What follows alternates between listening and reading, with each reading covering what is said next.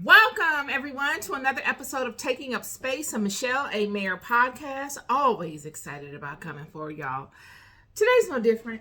Today, I want to speak to something that we all can relate to. Everything that I come forward with, I think we all can relate to. So, I don't know if I need to say that any longer, but I want to speak to something that's relatable. I don't have a Bible scripture offhand that I'm going to use to justify this, but I have real life experiences that I think all of us can utilize in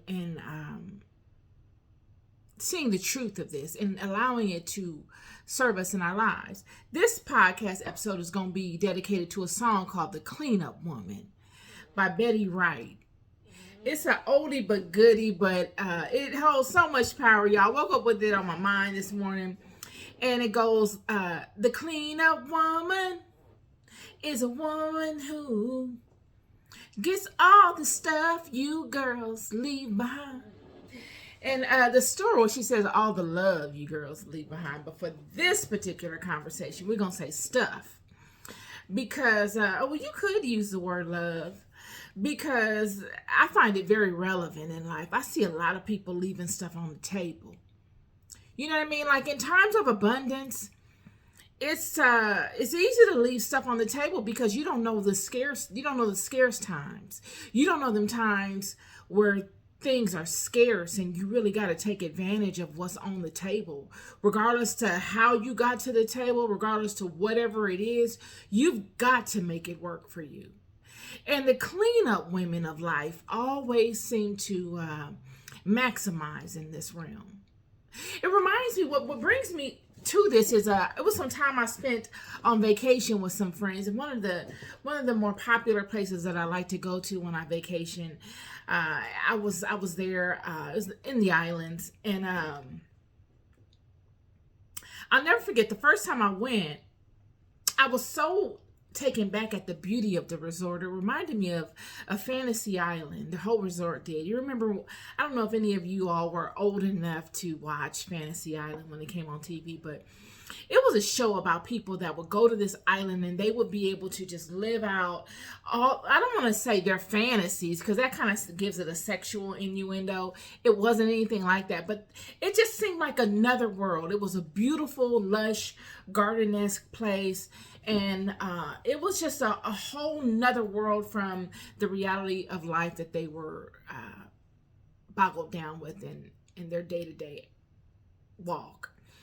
And this resort that I went to was just like that. When the bus dropped us off, all the people greeted us. You saw peacocks and all kind of beautiful birds on the grounds, and it was just beautiful, beautiful music playing in the background. And this song takes me back to that because there was this maid that I met during my time there. You know, if you're like me, most women, we overpack for vacations.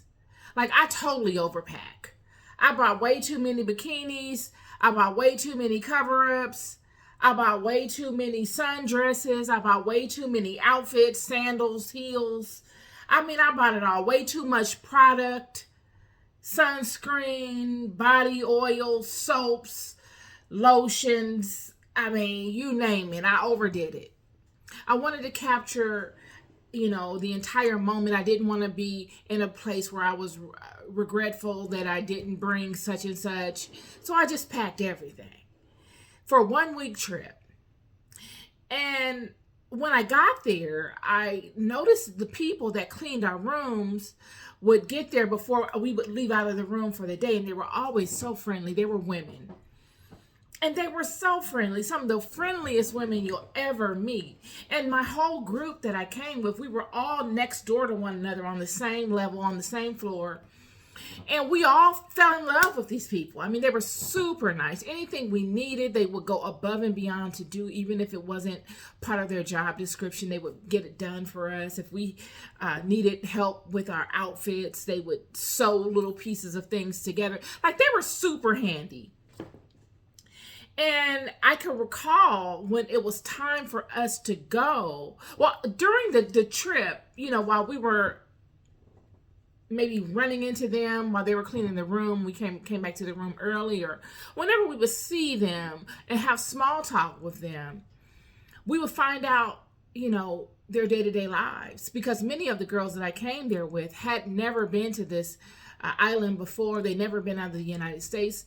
And when the buses would come and pick us up and take us to little tourist areas, we would see the island and how the people lived. And it was a very impoverished situation. I mean, poverty on a level that many Americans don't understand.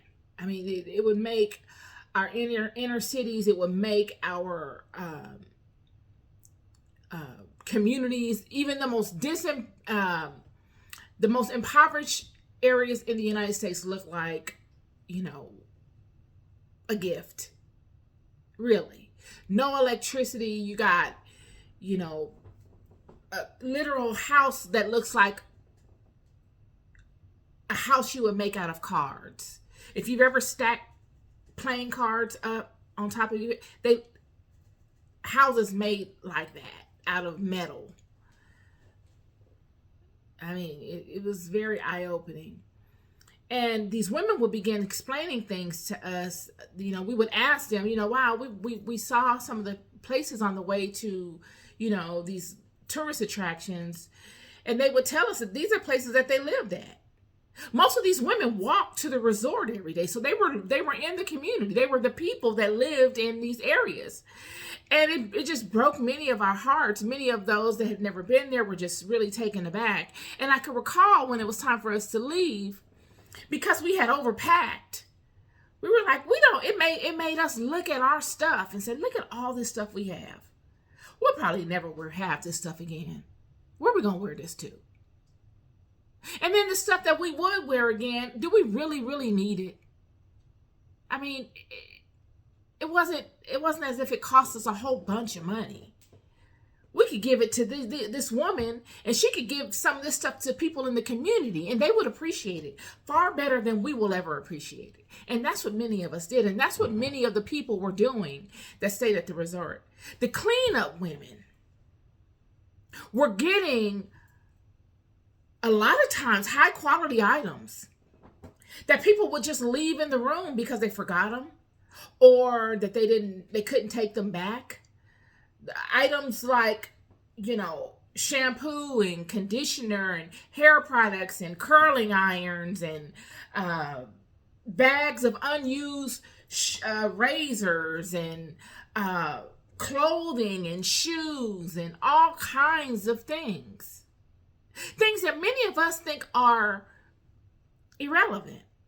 These people would get, and it will be a luxury in their community because nobody else had them. These are all foreign imported items that you pay top dollar for in this country. And these items that would be left over, these women would use in ways to lift them up in their communities. They would make businesses out of this whole gifting process. Taking what people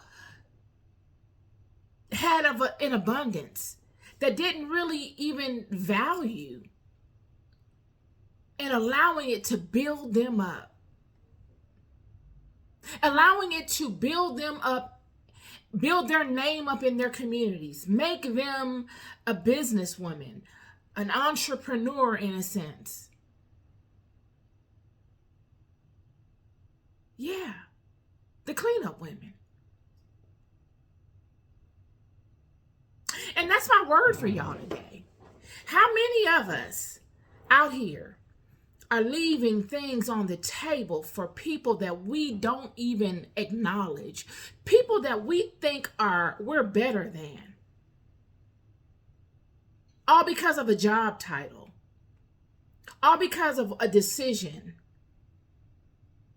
Oh, you decided to go this route, and this other person decided to go that route, and that makes you better.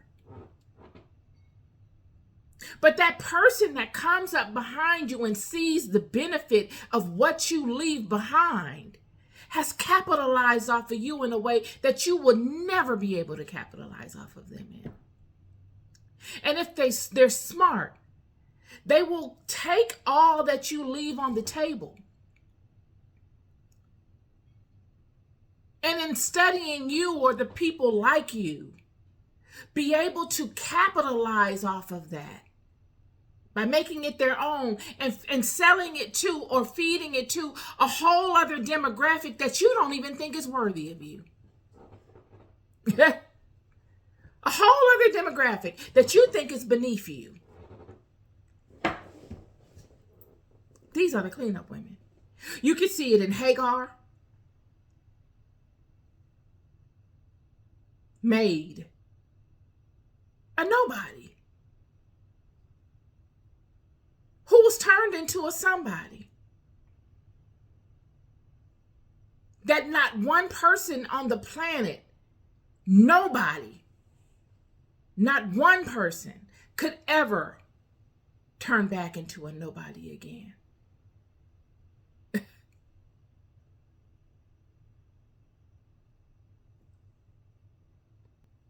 We see this with Ruth and Naomi. Two women in disadvantaged situations, one more than the other. But through maturity, both of them being mature enough to see the gift in one another, made a pact. They saw the strength in them uniting. Instead of going it alone and saying, oh, I don't want to be bothered with her, I got this on my own. One would see the strength in the other. And the other would see the value in the other. And it will bless both of their lives. Ruth would be led to the most wealthiest man in the region and would know how to handle that situation. Whereas if it weren't for Naomi, she more than likely would not have handled it well. She wouldn't have been able to reap the full benefit of that relationship or that introduction. She probably never would have gotten the introduction had she not played the role of the cleanup woman. The woman that goes out there and takes what's left behind. Take the scraps.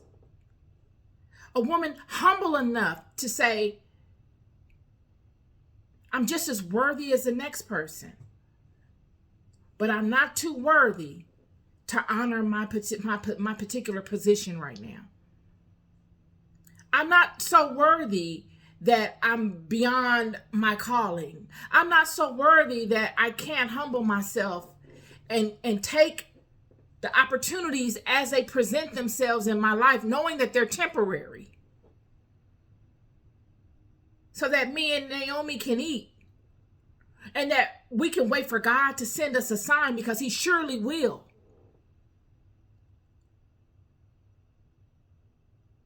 So that we eat until that sign shows up, so that we stay busy, so that we stay visible. Because if we're not busy and we're not being active and we're not visible to the world, who will ever notice us?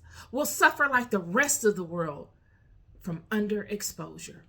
How many of us are out here talented, gifted, have the look, have the motivation, are enthusiastic and knowledgeable above all, yet suffer from underexposure?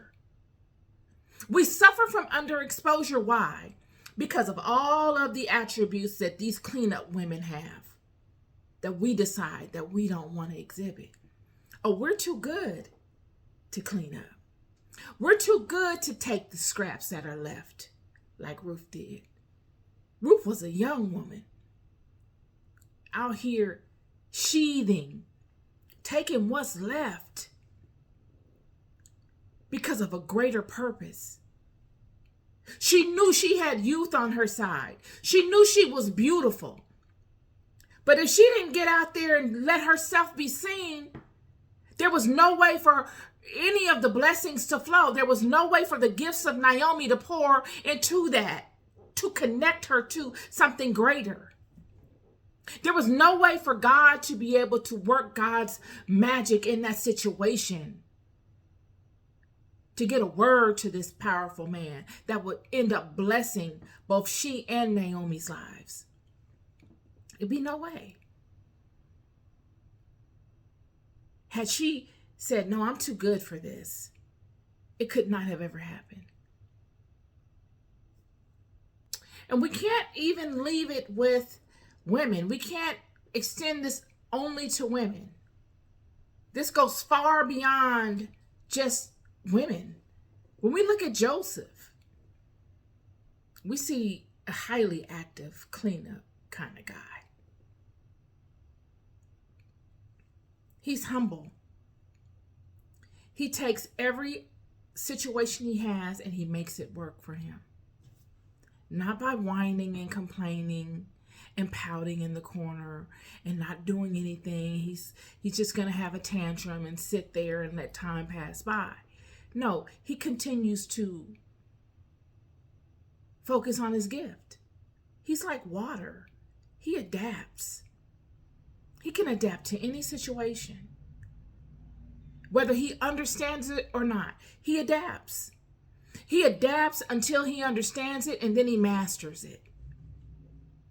Because that's what happens when you're like water. You adapt until you understand. And then when you get that firm foundation of what's going on, then you can master a thing. And Joseph would master his environments by taking what was thrown at him and making it useful to him. Not judging himself better because he's born as Jacob's son and constantly telling everybody he's Jacob's son more than he's doing anything outside of that. You never hear him speak of that outside of when he's first sold into slavery.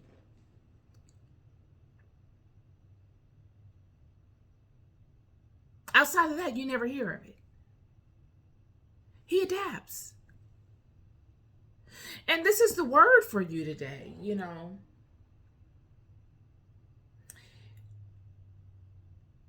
The cleanup people in life, women or men, they see the things you don't. While you're so enamored in the blessing and the abundance of it all, the cleanup people see all of your mess. They see all the stuff you leave behind. They see in between the glory. And they're able to capture the realness of it. They capture the residual of what you leave behind. You pay no mind to them. You a lot of times will think you're better than them. But they know something different. They don't go around trying to convince you that you're not better. They don't even want you to see them, friend, for who they really are. They will play the background and watch you. And then they're watching you. And then they're coming behind you. They capitalize off of all of the residuals you leave behind. Whether it's things that they admire of you that you do, and they capitalize on it and they get a bird's eye view of it and they tuck it in their back pocket until that time when they feel as though they're ready to pull themselves forward and be who they are ordained to be. Then they can bring that with them, that aspect that they saw of you. Or whether they've watched you and they've been able to benefit off things that you physically left that weren't of value to you, things that you have in abundance that you can do away with, but that they can actually capitalize off of. They have a whole network of people that when they showcase these things in front of, those people don't have such things. So on a micro level, they're just as paramount and necessary as being influential in their micro environments as you are in your larger environments. Same feeling. Same feeling. Just different amount of head count. Head count just a little bit lower. The cleanup women and the cleanup men will allow you to think whatever it is that you'd like to think about them without a care in the world, because they're using you to build their own world. And the only thing that you'll ever be able to do is to learn from them. There's nothing you can do to come and impede them in their world. Because what the cleanup women and men are doing to you looks like a downgrade. That's what makes it so amazing. To you, even if you are impressed, it looks like a downgrade because of the confines that you have built around yourself that they don't have. They're actually free to do it really however they want to do it. Whereas you may not be as free. There may be certain limitations that you can't overstep for contractual reasons or for egotistical reasons or a combination of both. The cleanup women and the cleanup men don't have those kind of problems. So it goes back to the song. When she began, she says, dun, dun, dun, dun, dun, dun, dun, dun, dun, dun, dun, dun, dun. The cleanup woman is a woman who gets all the stuff you girls leave behind. The reason I know so much about her is because she picked up a man of mine. Cleanup woman. Yeah. Just want to drop a word on y'all today. This is on my spirit today. Come forward with the spirit of comedy and fun, but to speak to something that we can all relate to, because either we're the cleanup women or we're the ones being cleaned up after. Pick a struggle. You're loved more than you'll ever know. I'll never stop telling you. Be good to yourselves and be good to one another. Peace and love.